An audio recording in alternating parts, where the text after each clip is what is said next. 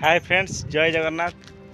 आज आमर 2 महला छात पड़ जाता, 3 महला कम स्टार्ट हो। तो प्रथम आज जाना जे गोटे छातर केते दिन पानी खाई सारा लोड देवा दरकार, आउ केते दिन पानी देवा दरकार, ये 2टा जिनिस जाना दरकार। तो आज देखी दिंतु आम छात अलरेडी बंध भंगा आज आरंभ हो, इटा अलरेडी उठा चलती।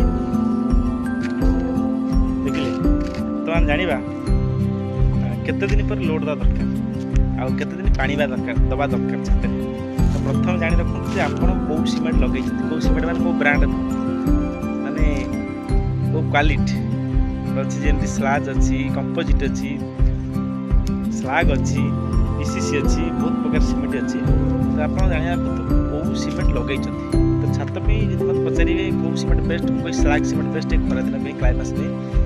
स्लाग सीमेंट नियम हो सी आफ्टर 20 दिन की और ही सेटिंगटा पूरा 100% जाना पड़े है। आपको स्लाग सीमेंट देखते मिनिमम 15 दिन पानी देवा दरकार, लोड भी सेमती 15 दिन प्लस लोड देवा दरकार छात। ना कंपोजिट लगुन आप जल्दी कले चलो, सब मन रखते मिनिमम 15 दिन प्लस पानी देवा दरकार, 15 दिन वीक मैक्सिमम 2 वीक, ताल आप छात स्ट्रंग रहा भल घरटे आप पाइबे। तो आम 15 दिन हो गला छात